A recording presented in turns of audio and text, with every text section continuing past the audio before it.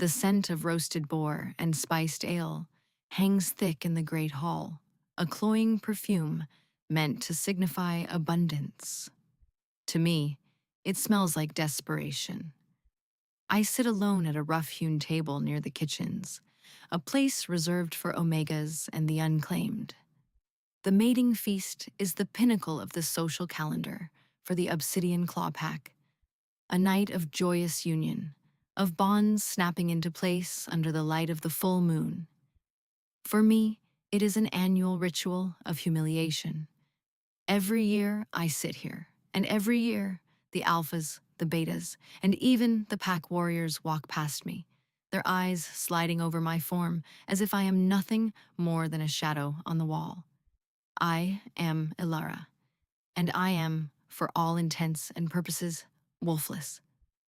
While every other member of our pack can shift, can feel the spirit of their beast thrumming beneath their skin, I have only silence, a hollow space where a wolf should be. It makes me less than, a flaw in the bloodline. My parents died in a rogue attack when I was a child, leaving me a ward of the pack, a burden to be fed and housed, but never truly seen. Tonight, my 20th year, is likely my last mating feast. After this, I will be relegated to permanent kitchen duty, a spinster ghost haunting the pack house, my biological purpose unfulfilled. The pack's alpha, Kyle, stands near the great fire pit, a titan of muscle and authority. His scent, even from across the hall, is a potent force. Pine, winter frost, and the sharp tang of ozone before a storm. He is power personified, and every unmated female watches him with a predatory hunger. I allow myself a moment to look, to feel the familiar, hopeless ache in my chest. He is everything I am not. Strong, revered, complete. The thought is a bitter stone in my throat. I lower my eyes back to the splintered wood of my table, tracing the grain with a numb finger. The noise of the hall is a dull roar, the laughter and calls fading into a meaningless backdrop to my own isolation. Then, the world stops. The scent changes. It is no longer a distant impression, but a physical entity, a current that flows directly to me, bypassing everyone else in the hall. Pine and frost, yes, but now there is something more, something ancient and wild, a scent of deep earth and crackling starlight that calls to a part of me I did not know existed. It wraps around me, sinks into my skin, and awakens a silent, slumbering corner of my soul. A deep, primal hum starts in my bones, a vibration that is both terrifying and exhilarating. My head snaps up. Kyle has gone rigid. His head is turning, his nostrils flaring as he seeks the source of the scent that has so obviously claimed him. The hall falls quiet. The laughter dies. The music falters. Every head turns, following their alpha's gaze. His eyes, the color of molten silver, scan the room, passing over hopeful, preening females. They pass over me, then snap back, locking onto mine with an intensity that steals the air from my lungs. A collective gasp ripples through the pack. It cannot be. The fates are cruel, but surely not this cruel. The bond, the sacred, unbreakable mate bond, has chosen me, the wolfless Omega, the pack's charity case. For a single, breathtaking moment, hope blooms in the barren wasteland of my heart. It is a fragile, impossible flower. The bond does not make mistakes. It is the will of the moon goddess herself. I am his. He is mine. The thought is so overwhelming, I feel dizzy. He will lift me from this shadow world. I will no longer be alone. My entire being yearns for him, the empty space inside me crying out with the need so profound it is a physical pain. He begins to walk. Each step he takes toward my table echoes like a drumbeat in the sudden, tomb-like silence of the great hall. The pack watches, their faces a mixture of shock, disbelief, and dawning mockery. They are waiting for the punchline of a joke they do not yet understand. He stops before me, his shadow engulfing my small table. I have to crane my neck to look up at him. The scent of him is overwhelming now, a promise of safety, of belonging, of home. Mine, a voice whispers in the deepest part of my mind. It is not a thought, but an instinct, ancient and absolute. He lowers his head, his silver eyes searching my face. He inhales deeply, taking in my scent, the scent of wild herbs, of rain-soaked earth, and the faint, almost undetectable trace of something else, something dormant and old. I see the war on his face. The shock, the primal pull of the bond is there, a raw hunger in his eyes, but it is swiftly being crushed by something else. Pride, disbelief, and a cold, calculating logic. I see the exact moment his human mind wins, the moment he rejects the wisdom of his own beast, the will of the goddess. His face, which had been a mask of conflicted instinct, hardens into contempt. A sneer twists his lips. He straightens to his full, intimidating height, turning his head just enough to ensure the entire pack can hear his proclamation. His voice is not a growl of possession, but a cold, clear pronouncement of judgment. I, Alpha Kale of the Obsidian Claw Pack, he booms, his words like shards of ice, reject this bond. The words hit me with the force of a physical blow.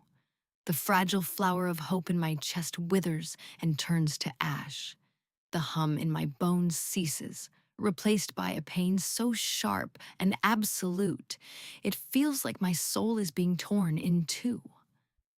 A wave of snickering laughter ripples through the hall, growing into a roar of open mockery. His eyes, cold and merciless, stay locked on mine. I will not be shackled to a wolfless omega, he continues, spitting the words as if they are poison. My line is strong. My pack is strong. We will not be weakened by this mistake. Each word is another nail in my coffin. Mistake, weakened, wolfless. He turns from me, dismissing me as if I am less than dirt beneath his boots. The pain is a white-hot fire, but shame is a freezing tide that follows, dousing the flames and leaving me numb and hollow. The laughter of the pack washes over me, the sound of my world ending. He is not finished. He raises a hand, silencing the crowd. His gaze sweeps the room, but it feels like he's still speaking only to me, ensuring my complete and utter destruction. This thing, he says, with a vague gesture in my direction, has no place here. She is a blight on our pack, a reminder of weakness. She is exiled. As of this moment, you are no longer of the Obsidian Claw. You will be gone by sunrise. If you are found on our lands after that, you will be hunted as a rogue. The finality of it is absolute, not just rejected, not just humiliated, erased. I am cast out, stripped of my name, my home, my identity. The only life I have ever known is being ripped away by the one person who was meant to be my sanctuary. I look at the faces in the crowd, shifters I grew up with, served food to, tended to in the infirmary. I see no pity, only scorn, relief, and a cruel satisfaction. I have been the stone in their shoe for years, and now the Alpha has finally removed it. I do not know how I managed to stand. My legs tremble, but some last, defiant shred of dignity holds me upright. I do not look at him again. I cannot. I turn my back on the jeering crowd, on the man who is my mate and my executioner, and I walk. I walk out of the great hall, my steps steady even as my world has shattered into a million pieces. The cold night air hits my face, but it cannot touch the frozen landscape inside me. The ache of the severed bond is a living thing, a phantom limb that will throb for the rest of my miserable life. I have been cast into the dark, with nothing but the echo of his cruelty to keep me company. As I stumble toward the edge of the territory, a single, silent thought repeats itself in the ruins of my mind. Survive. It is not a hope, it is a vow. The first week is a blur of shivering and starvation. The wilderness that borders the obsidian clawlands is unforgiving. The nights are cold enough to freeze tears to your cheeks, and the days are a desperate search for anything edible. Bitter roots, sour berries, the occasional grub I dig from beneath a rotting log.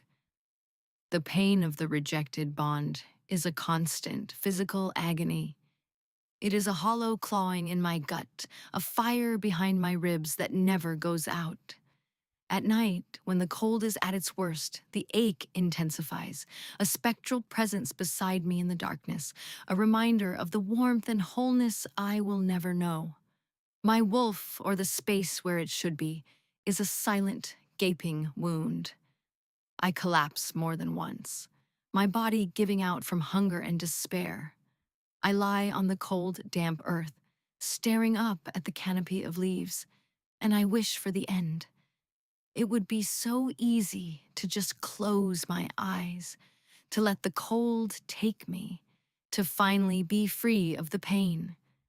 But each time, that stubborn, infuriating whisper from the depths of my being returns.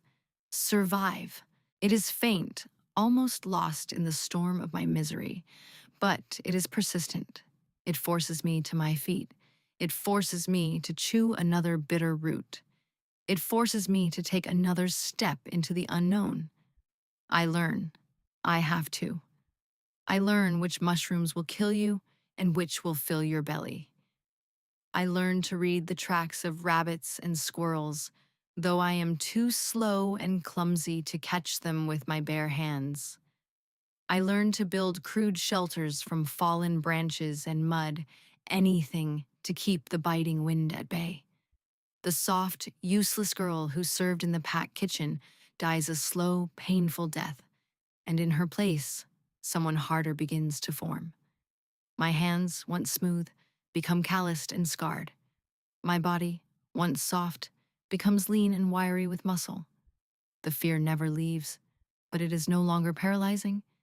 It is a companion, a sharp-edged tool that keeps me alert. One evening, huddled in a shallow cave as a storm rages outside, I hit my lowest point. I have not eaten in 3 days. The cold has seeped into my bones, and the bond ache is a ravenous beast devouring me from the inside out. I am nothing. A piece of driftwood tossed on a merciless sea. The memory of Kyle's face, twisted in disgust, plays over and over in my mind. Wolfless. Mistake. Blight. Tears freeze on my face. I am ready to give up. I am ready to let the darkness win. No. The voice is stronger this time. Not a whisper, but a low growl from the core of my being. We are not nothing. A strange warmth begins to pool in my chest, a tiny ember in the vast, freezing emptiness. It is a flicker of anger, not the helpless, wounded anger of the victim, but something else, something hot and defiant. He did not just reject me, he tried to erase me. He judged me unworthy of life itself. The sheer arrogance of it, the injustice of it, ignites that tiny ember into a small, steady flame. He will not be the end of our story. The voice is clearer now, a feminine rumble that is both me and not me. It is a promise. I curl my freezing fingers into a fist. I will live to spite him. I will live because my life is my own, not his to discard. I will survive not just as a victim, but as a testament to his failure to break me. That night, for the first time, the choice to survive is truly my own. It is not just an instinct, it is an act of rebellion. 3 years pass. 3 years of solitude and struggle that forge me into someone new. The Whisperwood, a place of dark legend that even pack warriors avoid, becomes my home. Its dangers are my teachers. I learned to move as silently as a shadow, to hunt with snares and a roughly carved spear. I kill my first deer a year into my exile, my hands shaking as I thank its spirit for its life, my belly aching with a hunger so deep it has become a part of me. The act of skinning it, of cooking its meat over a fire I painstakingly started with flint and stone, is a sacrament. It is the moment I cease to be a survivor and become a huntress. My senses, denied the input of a wolf, sharpened to an unnatural degree. I can smell a coming rainstorm hours before it arrives. I can hear the subtle shift of a predator's weight on a branch 100 yards away. I learn the language of the forest, the chitter of a squirrel that signals a hawk overhead, the panicked flight of a flock of birds that warns of a bear. The world is no longer just a backdrop. It is a living tapestry of information, and I am learning to read every thread. The emptiness inside me remains, the scar of the broken bond a permanent fixture of my soul, but it is no longer a gaping wound. It has become a quiet, cold place, a source of resolve. It is a reminder of what was taken from me and a fuel for the person I am becoming. The meek, hopeful girl from the mating feast is a ghost, a distant memory I can barely summon. In her place is a woman who trusts no one and relies on nothing but her own strength. The day my life changes again begins like any other. I am tracking a boar, moving through the dense undergrowth when the scent of something foul reaches me. It is the smell of rot and old magic, a stench that makes the hairs on my arms stand up. I find it in a small clearing, a grotesque, a hulking beast of twisted muscle and matted fur, a creature from nightmares.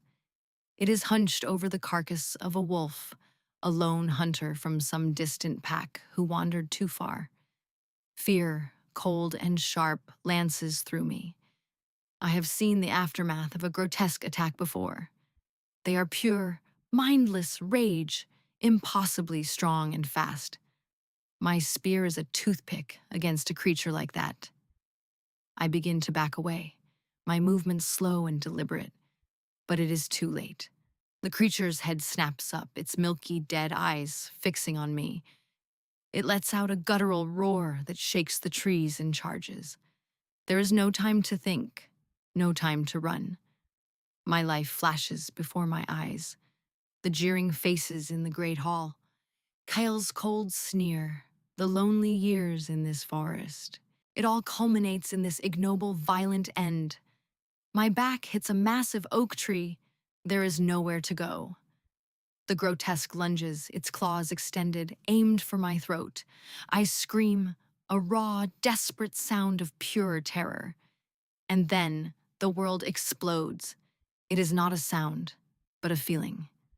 The hollow space inside me, the silent, empty wound, erupts with a force that throws me back against the tree. Power, raw and untamed, floods every cell of my body. It is an inferno where before there was only cold ash.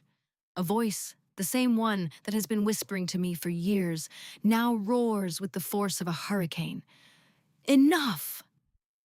My vision whites out. Pain and power crash through me in equal measure. It feels like every bone in my body is breaking and reforming.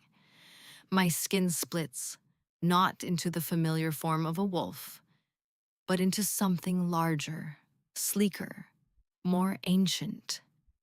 When my vision clears, I am looking down at the grotesque from a much greater height. My hands are now massive claws tipped with obsidian-sharp talons. A low, rumbling growl escapes my throat, a sound of pure predatory dominance that makes the very air vibrate. The grotesque, which had been the pinnacle of terror moments before, actually whimpers and takes a hesitant step back. I am not wolfless. I was never wolfless. I am something else, something older, a lichen, a pureblood of the ancient lines, a creature of myth, whose spirit is so powerful it lies dormant until triggered by a life or death situation. My beast, my lichen stretches within me, reveling in her freedom. Mine, she snarls, her possessiveness not for a mate, but for our life, our power.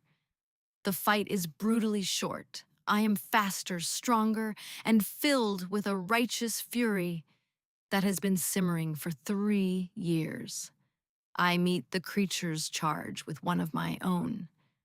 We are a whirlwind of claws and teeth, but its mindless rage is no match for my focused, intelligent power. I feel its throat crush beneath my jaws, its foul lifeblood spilling onto the forest floor. It is over. I stand over its corpse, my sides heaving, not with exhaustion, but with a tide of surging, intoxicating power. I am not a mistake. I am a revelation. My new power becomes a beacon in the dark wilderness. I find others, exiles, outcasts, shifters who have lost their packs or were born rogue. They are drawn to the scent of my power, to the safety I represent. At first, there are only a few, a motley collection of wary, broken souls. But my ability to hunt, to protect, and to lead gives them something they have not had in years: hope. I do not ask for their loyalty, I earn it. I teach them what the forest taught me. We build a community, a hidden enclave deep in the heart of the Whisperwood, a place we call Haven. I am no longer Ilara the Omega. Here, they call me the Unchained Alpha. I rule not by dominance and fear, like Kull, but by respect and shared strength. We are a pack of the lost, bound not by bloodlines, but by our shared will to survive and build something new from the wreckage of our old lives. The hollow ache of the bond is still there, a thin silver scar on my soul, but it is overshadowed by the full-throated roar of my lichen and the responsibility I now carry for my people. I have found my purpose, not as a mate to a powerful alpha, but as an alpha in my own right. And I begin to suspect that my story is only just beginning. My wolf is a phantom limb, an ache that never ceases. The moment I rejected her, Ilara, my mate, the beast inside me recoiled as if from a mortal blow. He has not been silent since. For 3 years, he has been a relentless voice of condemnation in my head. Fool, coward, you threw away our soul for pride.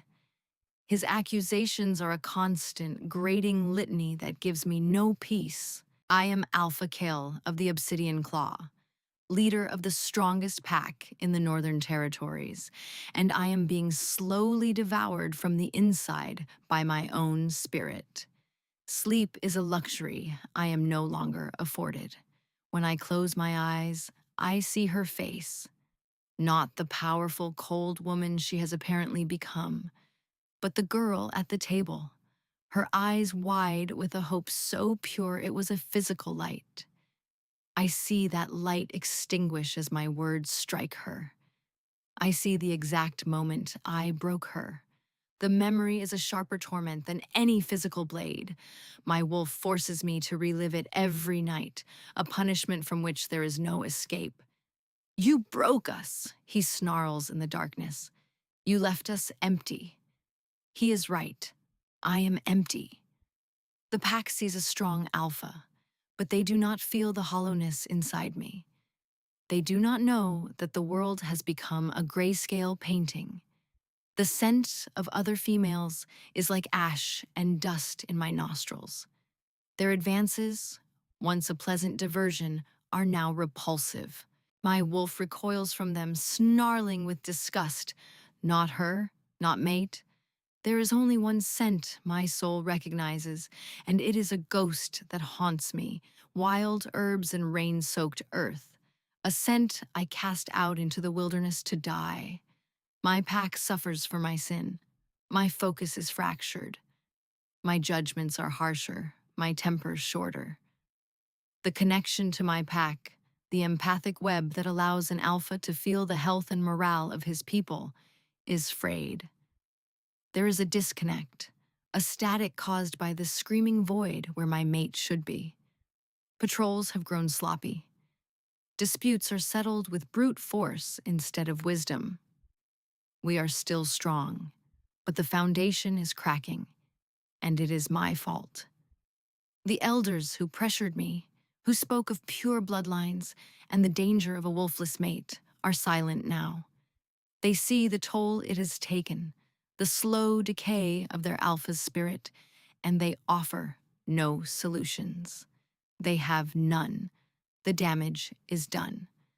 Then the whispers begin, stories from traveling rogues and border patrols, stories of a new power in the Whisperwood, a place long considered haunted and impassable. They speak of an enclave of outcasts led by a mysterious alpha, an alpha of incredible power who is not a wolf, but something older.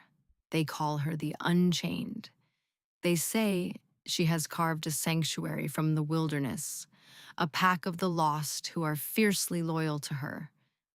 I dismiss it at first, a fanciful tale told around campfires, but the stories persist, and they are always accompanied by another, more sinister rumor: shadow weavers, ancient spectral creatures that feed on the life force of shifters. They are said to be drawn to great power, like moths to a flame. In our new home, in Haven, there is a peace I have never known. It is a harsh, demanding life, but it is ours. Among my pack of strays and exiles, I find a sense of belonging that the Obsidian Claw, with its rigid hierarchies and cruel judgments, never offered. And there is Lysander. He was a healer from a southern pack, cast out for questioning his alpha's brutal methods. He is quiet, patient, and his eyes hold a deep well of kindness. He has seen more suffering than anyone I know, yet he has not allowed it to make him bitter. He is the first person to see me, the real me, not the wolfless Omega or the unchained Alpha. He sees Ilara. He brings me herbal teas to soothe the lingering ache in my muscles after a long hunt. He listens to my fears about leading our growing community, his presence a calm, steady anchor in the storm of my responsibilities. He never pushes, never demands. He simply offers his support, his respect. His scent is clean and grounding, like sandalwood and fresh mint. It does not call to my soul like Kyle's did, but it offers something else, something I have come to value just as much: safety. You carry a great weight, he says, one evening as we sit by the communal fire. He is stitching a wound on a young shifter's arm, his movements deft and sure. It is a weight I choose to carry, I reply, watching the flames dance. I know, he says, not looking up from his work, but even the strongest shoulders need a rest sometimes. His words are simple, but they hold a profound understanding. He sees my strength, but he also sees the cracks in my armor. He is not intimidated by my power, nor does he worship it. He simply accepts it as a part of who I am. He represents a different path, a life of quiet contentment, free from the violent passions and devastating heartbreaks of a fated bond. He is a good man, a safe harbor. And a part of me, the part that is so tired of fighting, wonders if that could be enough. The Shadow Weavers are no longer a rumor, they are a reality. They strike first at the edges of the Whisperwood, draining lone hunters and rogues, leaving nothing but desiccated husks behind. My pack is strong, and our enclave is well defended, but the fear is palpable. These are not creatures we can fight with claw and tooth alone. They are partly corporeal, partly spirit, and they feed on the very essence of our beings. They are drawn to my power, the raw elemental energy of my lichen form. They test our defenses, ghostly probes in the dead of night, and I can feel their cold, hungry consciousness brushing against the wards we have set. Then the news comes, carried by a terrified rogue who barely escaped with his life. The Weavers have begun a full-scale assault on the Obsidian Claw territory. Kel's pack, weakened by his fractured leadership and the subtle decay of their morale, is falling back. The creatures are overwhelming them. The rogue speaks of Kale fighting like a demon, but his warriors are losing ground. The Weavers are being drawn to him, to the raw power of a tormented alpha, but also, I realize with a sickening lurch, they are being drawn towards the source of his torment, towards me. The broken bond between us is like a beacon for them, a discordant note in the symphony of the world that they are eager to silence. A council is held in Haven. My people are divided. Some argue to retreat deeper into the woods, to hide and protect what we have built. Others, fueled by old hatreds, say let the Obsidian Claw burn. Let them suffer as we have suffered. It is their justice, one shifter, a former Omega like me, spits. I listen to them all, my face an impassive mask, but inside, my lichen and I are at war. My human heart, the one that still bears the scar of Kale's rejection, agrees with them. Let him fall. Let him know the despair he so easily dealt to me. But my beast, my ancient, pragmatic lichen, is furious. Foolish child, she snarls in my mind. They will not stop with his pack. They will consume all that power, and then they will come for us. Their hunger is endless. This is not about justice. This is about survival. She is right. This is no longer about Kal or his pack. It is about the Weavers. If they consume the Obsidian Claw, they will be strong enough to overwhelm Haven. We cannot run. We cannot hide. We have to fight. And the thought I have been suppressing, the one that makes my stomach clench with a toxic mix of dread and anticipation, finally surfaces. The only way to win is to fight together. The decision sits like a stone in my gut. I will offer the Obsidian Claw an alliance. Not for Kale's sake, not to save him, but to save my own people, and in doing so, save us all. It is a strategic decision, a choice made by an alpha protecting her territory. But as I prepare to send a messenger, I cannot deny the tremor in my hands. I am going to see him again, the man who broke me. But this time, I will not be a girl begging for scraps at his table. I will be a queen coming to his door to offer him salvation at a price. The messenger returns, bearing Kale's seal and his scent. The faint trace of pine and frost on the parchment is enough to make the old wound in my chest ache with a dull, familiar throb. He has accepted my offer of a parley. He will come to Haven, to my territory. The shift in power is so profound it is almost dizzying. The great Alpha Kal, brought to his knees not by an enemy army, but by his own past mistakes. He is coming here, to a place built by the woman he threw away. I prepare for his arrival with meticulous care. I will not meet him in my lichen form. He does not deserve to see the truth of my power yet. I will meet him as Alara, the Alpha of the Unchained. I wear simple, functional leathers, my dark hair braided back from my face. No adornments, no ceremony. My authority does not come from trinkets. It comes from the quiet, absolute confidence that radiates from me. Lysander stands at my side, his calm presence a silent statement of support. My most trusted warriors, the core of my pack, are arrayed behind me. We wait at the edge of the clearing that serves as the entrance to Haven. I smell him long before I see him. The scent is a physical blow, a ghost ramming into my chest. Pine, winter frost, and something new. A deep, abiding exhaustion and a sharp, bitter note of self-loathing. It is the scent of a man tormented. My lichen stirs, a low growl rumbling in my chest. Ours, broken. I force her down. This is not about the bond. This is a political negotiation. He emerges from the trees, flanked by two of his best warriors. He has changed. The arrogant certainty he once wore like a cloak is gone. He looks haggard, his silver eyes shadowed with sleepless nights. There are new lines of strain around his mouth, but he's still powerful, his presence still that of a dominant alpha. For a moment, our eyes meet across the clearing, and the world narrows to just the two of us. I see the recognition dawn in his eyes, followed by a wave of utter, soul-shaking shock.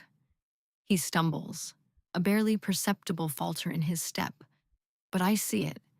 His mouth falls open slightly. He was expecting a grizzled rogue, a brute who had clawed his way to power. He was not expecting me.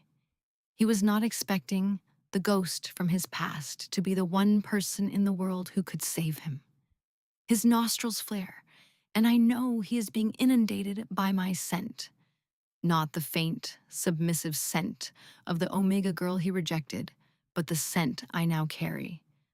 Wild herbs and rain-soaked earth, yes, but now it is laced with the ozone of raw power, the smell of lightning and old magic.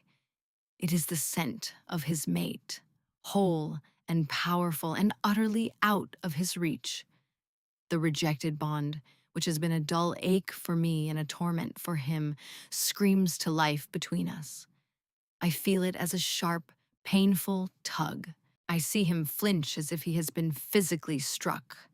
He composes himself with a visible effort, his jaw clenching. His guards look confused, shifting uneasily as they feel the tidal wave of tension rolling off their alpha. He continues his approach, his steps now heavy, deliberate. He stops a respectful 10 paces from me, a formal distance between alphas. He has to look up slightly to meet my eyes as I stand on a small rise at the edge of the clearing. The symbolism is not lost on him. You are the unchained alpha, he states, his voice rough, hoarse. It is not a question. I am, I reply, my voice as cold and clear as a mountain stream. I do not offer my name. He does not deserve to speak it. Alpha Kyle, your pack is failing. Your territory is being consumed. You have come to beg for my help. Every word is a carefully sharpened dart, aimed to wound. I see them land. I see the flicker of pain and shame in his silver eyes before he banks it down behind a mask of stoic leadership. The alpha who once commanded armies and held the power of life and death over me is now a supplicant. He needs me. And the look on his face tells me he's only just beginning to comprehend the true cost of his rejection 3 years ago. The irony is so thick I can almost taste it. He did not just cast out a wolfless Omega, he cast out his salvation. My pack needs allies, he corrects, his voice tight with control. The Shadow Weavers are a threat to all of us, not just the Obsidian Claw. They are a threat that is currently focused on your lands, I counter, my voice like ice. Because your pack is weak, because your leadership is fractured. They smell the rot, Alpha Kale. And now you come to me, to the blight you cast out, and ask me to clean up your mess. His face pales. My use of his own word, blight, is a deliberate twist of the knife. I want him to hurt. I want him to feel a fraction of the humiliation I felt. His guards growl, offended on his behalf, but he silences them with a short, sharp gesture. His eyes never leave mine. I was a fool, he says, the words seemingly torn from his throat. What I did, there is no excuse for it. I am not interested in your excuses or your apologies, I say, cutting him off sharply. They are worthless to me. I am interested in the survival of my people. An alliance is possible, but it will be on my terms, and my terms will be steep. Lysander steps forward slightly, placing a hand on my arm. His touch is grounding, a reminder to keep my personal feelings in check. Our Alpha is prepared to offer aid, he says, his voice calm and reasonable, a stark contrast to the volatile energy crackling between me and Kyle. But as she said, our priority is the safety of Haven. We will not be absorbed into your pack. We will not be your cannon fodder. We will fight as equals under a joint command, or we will not fight at all. Kyle's gaze flicks to Lysander's hand on my arm, and a low, possessive growl rumbles in his chest before he can stop it. It is pure, primal instinct, the beast reacting to another male touching what is his. The sound hangs in the air, a shocking admission of the bond he so publicly denied. My Lycan responds instantly, a wave of triumphant fury washing through me. He suffers. Good. I subtly pull my arm away from Lysander's touch, not for Kale's benefit, but to reassert my own authority. Those are the opening terms, I say to Kyle, my voice dropping all business now. You and I will lead the joint force, together. Every strategic decision will be made by both of us.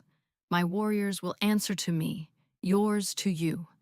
We fight as two packs with a single purpose. Do you accept? For a long moment, he just stares at me. I can see the war inside him. His alpha pride is screaming at him to refuse, to never put himself in a position of equal standing with anyone, let alone the woman he discarded. But the desperation, the fear for his pack, and the raw, undeniable pull of the bond are stronger. He is trapped. His past has finally caught up to him and cornered him. I accept, he finally grinds out. The words taste like ash in his mouth. I can see it on his face. But they are a victory for me, sweeter than any revenge I could have imagined. I have him. He is bound to me not by the fates, but by his own desperation. The real battle, the one for the soul of our world, is about to begin.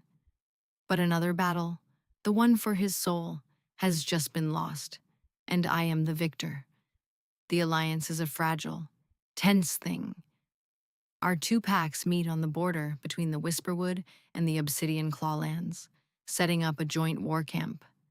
The air is thick with suspicion.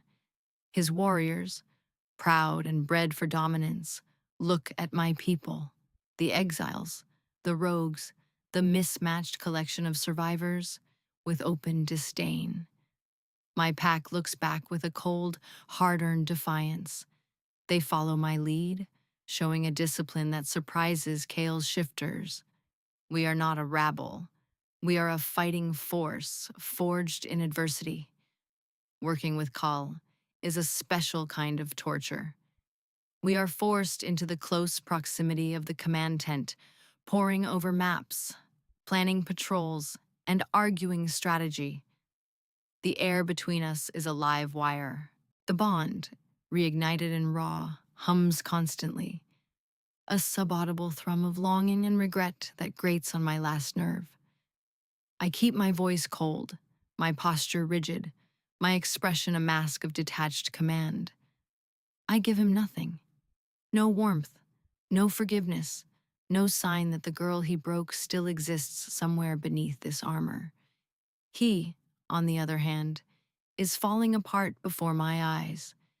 He can barely look at me without an expression of profound pain crossing his face. When our hands accidentally brush over a map, he flinches as if burned. The scent of his torment fills the tent, a constant, cloying reminder of his suffering. My lichen revels in it.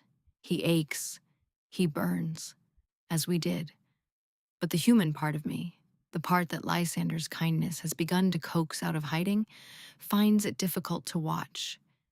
It is justice, but it is a grim, ugly thing to witness a soul in its death throes. One night, after a brutal day of skirmishes with Weaver scouts, the tension finally breaks. We are alone in the command tent, the camp quiet around us. I am cleaning my spearhead, my back to him. The silence stretches, thick and heavy, until he can't bear it anymore. Ilara. He uses my name. It is the first time since the mating feast, and the sound of it on his lips is a shock. It is quiet, broken. I do not turn. I continue my work, my knuckles white on the shaft of the spear. I feel him move, his presence behind me like a physical weight. Please, he says, his voice cracking. Look at me. Slowly I turn. He is standing a few feet away, his broad shoulders slumped, his silver eyes shimmering with an emotion I have never seen in them before. Utter despair. The arrogant alpha is gone. In his place is just a man, shattered by the consequences of his own actions. There is nothing to say, I tell him, my voice flat. There is everything to say, he counters, taking a hesitant step closer. I need you to know. I need to tell you why, not as an excuse. There are no excuses, just the truth. I say nothing, giving him no encouragement, but I do not stop him. A grim, morbid curiosity holds me in place. I was a new alpha, he begins, his voice low and raw. My father's death was sudden. The elders, they were in my ear constantly. Duty, legacy, the strength of the pack's bloodline. They said an alpha's mate had to be a bastion of power, someone to produce strong heirs. They filled my head with fear, fear that I would be the alpha who let the obsidian claw falter. He gestures helplessly. When the bond snapped, when it led me to you, I was terrified.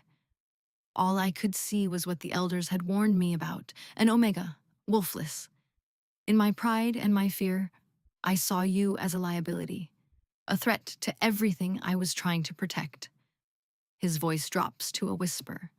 I chose my pride over my soul. I chose fear over the word of the goddess. And I have been living in a cold, silent hell ever since. His confession hangs in the air between us. It is everything I had suspected, but hearing it laid bare is different. It is a pathetic, cowardly reason for destroying a person's life, but the agony in his voice is undeniably real. He is not trying to manipulate me. He is simply confessing, bearing the rotten, festering wound in his own soul. My wolf turned on me that night, he continues, his gaze dropping to the floor. He has not given me a moment's peace. He shows me your face every time I close my eyes. He makes me feel the hollowness of a world without you in it. I deserve it. I deserve all of it. I threw away the most precious gift in the universe because I was a weak, arrogant fool. He finally looks up and his eyes are pleading, not for forgiveness, for understanding. I am not telling you this so you will forgive me, Ilara. I don't deserve your forgiveness. I am telling you this because you deserve to know that the fault was mine, all of it. The flaw was in me. Not you. He takes another step, and another, until he is standing directly before me. Then, he does something that shocks me to my core. The alpha of the Obsidian Claw, the most powerful shifter in the Northern Territories, slowly sinks to his knees before me. He lowers his head, exposing the back of his neck, the vulnerable line of his throat. It is the ultimate gesture of submission, an alpha kneeling to no one but his fated mate.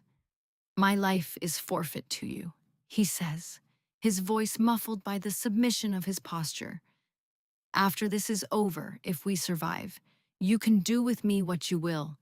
Kill me, banish me, let me live out my days as the lowest Omega. I will accept any judgment you decree.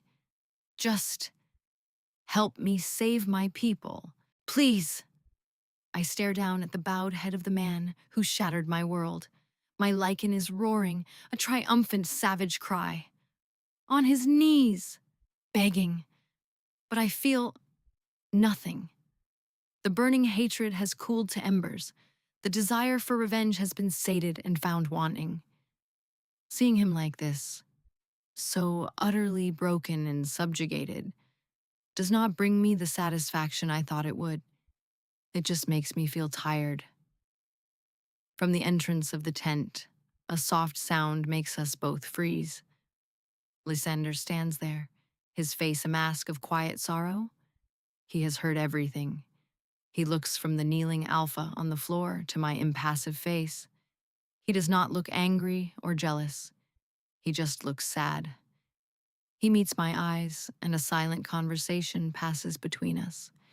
He sees the unbreakable cord of the bond, the terrible, beautiful, tragic destiny that ties me to the man at my feet.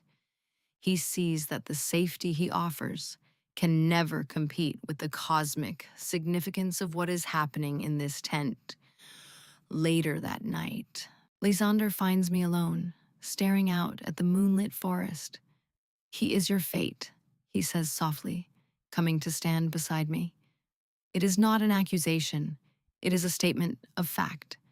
I don't know what he is. I whisper, my voice raw. I think you do, he says gently. He reaches out and takes my hand, his touch warm and familiar. Ilara, what I feel for you is real. And I think in time, you could have felt something real for me. But I cannot heal this wound. Only he can. And you cannot build a life with me while a part of your soul is tethered to him. He squeezes my hand. You deserve to be whole. You deserve a love that isn't divided. And I will not be the man who asks you to settle for half a heart. Tears spring to my eyes. His goodness is a stark, painful contrast to Kyle's catastrophic failure. He is letting me go with a grace and dignity that Kyle never possessed. Lysander, shh, he says, smiling sadly. I will always be your friend. I will always be your healer, but I cannot be your mate. He is. Whatever you decide to do, whether you reclaim him or discard him, that is your choice. But do not let me stand in the way of it. He lifts my hand and presses a chaste kiss to my knuckles. Choose for yourself, unchained Alpha. You have earned that right. He walks away, leaving me alone under the moon. He has given me a gift more precious than he knows. Freedom. The freedom from the safe choice. The freedom to face the terrifying, chaotic truth of my own heart. The path forward is no longer clear. It is shrouded in shadow and war, and at its center is a kneeling Alpha and a choice that will define the rest of my life. The final battle begins at dawn. The Shadow Weavers, sensing our combined forces, emerge from the mists in a tidal wave of black vapor and silent hunger. At their head is a being of pure nightmare, a coalescence of shadows so dense it seems to drink the light around it. The Weaver Lord. Its presence is a psychic scream that scrapes at the inside of my skull, and I feel it focus on me with a malevolent, ancient intelligence. It knows what I am, a lichen, a feast of power unlike any it has tasted in millennia. Kyle is at my side, no longer a supplicant, but an alpha preparing for war. He did not rise from his knees until I commanded him to. The act of submission, of ceding his authority to my judgment, has changed something between us. The tension is still there, but it is laced with a new fragile thread of trust. We move as one, directing our warriors, our voices overlapping as we shout commands. His pack and mine, once hostile strangers, now fight back to back, their suspicion burned away by the fires of a common enemy. The fighting is chaos. The Weavers are terrifyingly effective, phasing through physical attacks, their chilling touch draining the life and warmth from any shifter they latch onto. Our only advantage is that my lichen power, and to a lesser extent Kale's pure alpha energy, seems to disrupt their spectral forms, making them momentarily solid and vulnerable to attack. We are the tip of the spear, plunging into the heart of the battle, a whirlwind of claw and fang. It can only be destroyed by the joining of two perfectly bonded souls, a captured weaver had hissed before dissolving into dust. The words echo in my mind. A perfectly bonded soul, the very thing Kale destroyed. We can fight them, we can hold them back, but we cannot win, not truly. Not without the one weapon we no longer possess. The Weaver Lord ignores the fray, its path fixed on me. It glides through the battle, shifters parting before it like water around a stone. It is coming for me. Kyle sees it. His head snaps toward the creature, then back to me, his eyes wide with terror, not for himself, but for me. Ilara, get back, he roars, moving to place himself between me and the Lord. No, I shout. We fight it together. But the creature is impossibly fast. It raises a claw made of solidified darkness, aimed directly at my heart.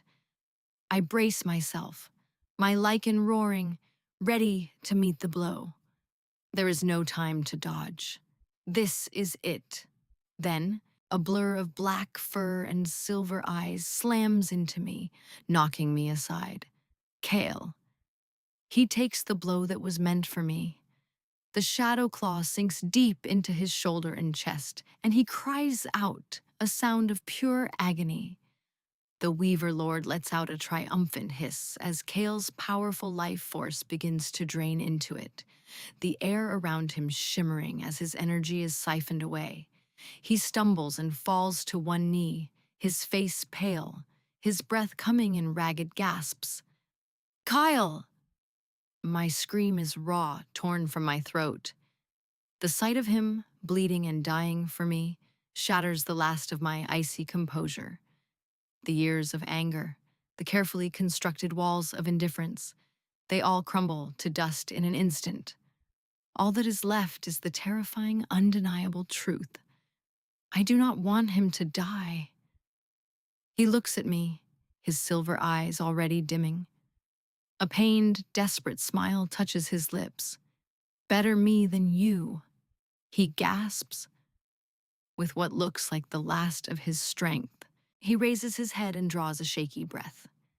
His voice, though weak, rings with the authority of an alpha, a formal proclamation meant for all to hear.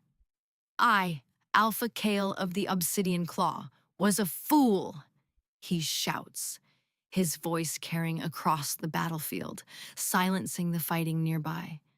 Warriors from both packs turn to stare. I rejected my fate, my mate, my very soul. I hereby reverse my decision. He is shaking with the effort, blood pouring from his wound. I accept Ilara, Alpha of the Unchained, as my true mate, my only mate. I am not worthy, but I am hers. if she will have me. He sags, his strength failing. He tries to bare his throat in submission again, a final desperate act of fealty, but he is too weak. He collapses onto the muddy, blood-soaked ground. My lichen is screaming in my head. Mate, dying. Heal him. Ours.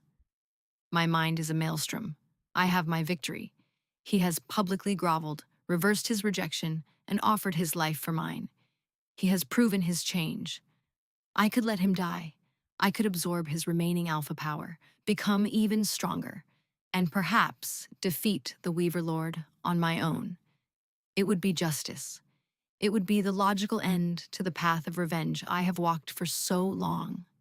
I could walk away, powerful and alone, forever. I look down at his broken form. I see the man who knelt before me in the tent. I see the boy who made a terrible choice out of fear. I see my other half, bleeding out on the ground because of a selfless act of love. And I know I cannot let him go. Revenge is a cold and empty meal. Survival is not enough. I want to be whole. The choice is made. I drop to my knees beside him, ignoring the Weaver Lord as it gathers its power for another strike. I place my hands on his chest, over his heart. The skin is cold, his life force almost gone. No, I whisper. To him, to myself, to the goddess. I close my eyes and reach for the inferno of power within me. Not the rage, not the fury, but the deep, elemental life force of the lichen. I accept, I say, my voice clear and strong, a vow made before Tupacs and the heavens themselves. I accept you, Kyle. I push. I pour my power into him. It is not a gentle stream, but a flood, an overwhelming torrent of golden light and raw life. It flows from me into him, a desperate, loving invasion. The broken bond between us, that scarred and painful thing, flares to life. It is not a quiet reconnection. It is an explosion. I feel the silver traceries of the old wound, and I feel my power, my acceptance, flow over them, not erasing them, but encasing them in shimmering gold, making them a part of a new, stronger whole. The bond does not just heal, it is reforged in the crucible of our pain and forgiveness, and it is now infinitely more powerful than it ever was. Kyle's eyes fly open. They are no longer dim, but blazing with a shared power, my gold and his silver intertwined. The wound on his chest knits itself closed, leaving behind nothing but a faint, silvery scar. He gasps, not in pain, but in wonder, taking in a lungful of air that is now our shared breath. He looks at me, and I see my own soul reflected in his eyes. We are one. We rise together, moving in perfect, unspoken synchronicity. The power rolling off us is a physical wave, a storm of shadow and light, of ancient lichen magic and pure alpha dominance, now perfectly harmonized. The Weaver Lord lets out a sound of screeching fear. It has made a catastrophic miscalculation. It hoped to devour one powerful soul. Instead, it has created two that are now fused into an entity of godlike strength. Together, he says, his voice a low growl that vibrates through my own chest. Together, I reply, my voice his echo. We don't charge. We advance. We are the calm at the center of a hurricane of our own making. The lesser weavers dissolve into smoke as we pass, unable to bear the sheer radiance of our completed bond. The Weaver Lord throws bolts of pure darkness at us, but they shatter against an invisible shield of golden light that emanates from our joined hands. We reach it. It tries to phase, to become intangible, but our power pins it in place, holding it in its corporeal form. Kale's claws, now edged with golden light, rip through its shadowy hide. My own, wreathed in silver energy from his spirit, tear it asunder. We are a maelstrom of destruction, two halves of a single vengeful soul, undoing the ancient evil with every perfectly coordinated strike. In the end, I plunge my hand into its chest, gripping the cold, parasitic core of its being. Kyle places his hand over mine, and together we pour our combined light into it. The Weaver Lord screams, a sound that tears the fabric of reality and then implodes, vanishing into a shower of dying gray ash. Silence falls over the battlefield. The remaining Weavers, their master destroyed, dissolve and flee into the shadows, their power broken. It is over. We have won. Kale and I stand in the center of the clearing, our hands still joined, our bodies thrumming with the aftershocks of the power we wielded. The warriors of both our packs, the Obsidian Claw and the Unchained, are staring at us with awe and reverence. They did not just witness a battle, they witnessed a miracle, the birth of a new legend. He turns to me, his silver gold eyes full of a love so profound it makes my knees weak. He does not try to kiss me. He does not try to claim his victory. He simply brings my hand, the one still holding his, to his lips and presses a kiss to my knuckles. It is a gesture of fealty, of gratitude, of utter devotion. My Alpha, he murmurs, his voice for my ears only. I feel a true, genuine smile touch my lips for the first time in years. My Alpha, I reply.